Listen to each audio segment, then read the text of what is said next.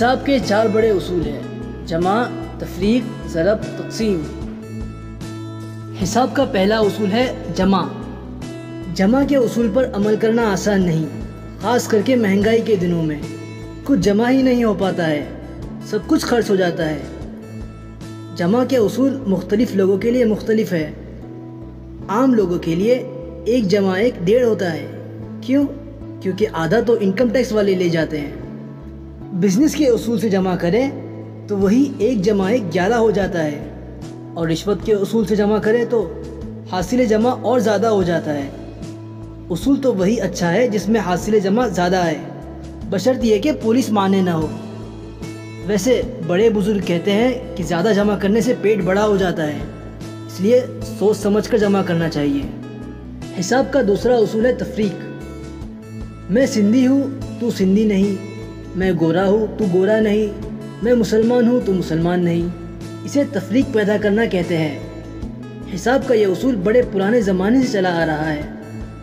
तफरीक का एक और मतलब है मुनहा करना, यानी निकालना एक नंबर में से दूसरे नंबर को। कुछ नंबर बड़े आराम से निकल जाते हैं, कुछ को ज़बरदस्ती निकालना पड़ता है, तो कुछ को डंडे मारकर निकालना पड़ता है। वैसे एक बात याद रखिए, जो लोग ज़्यादा जमा करते हैं ना, वही ज़्यादा तफरीक भी करते हैं। वैसे आम लोग हिसाब के इस उसूल को पसंद नहीं करते, क्योंकि हाथ कुछ आता नहीं और आदमी सिर्फ हाथ मलता रह जाता है। तीसरा उसूल ज़रब का है। ज़रब की कई किस्में हैं, जैसे ज़रब खफीफ, ज़रब शदीद, ज़रबकारी वगैरह।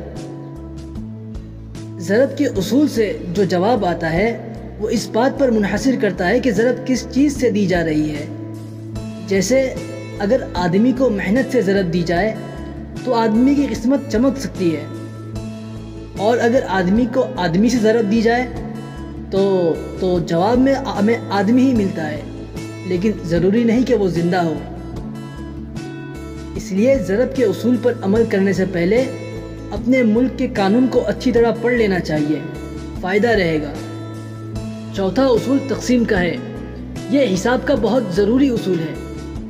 सबसे ज़्यादा झगड़े इसी में होते हैं। तक़सीम का मतलब है बांटना।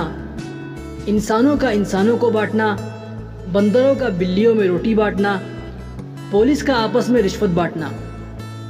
बांटने का ये खेल सदियों से चला आ रहा है और कुछ मुश्किल भी नहीं है।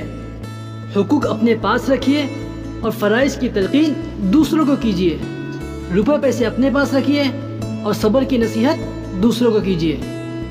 वैसे मिल बांट कर खाना अच्छा होता है,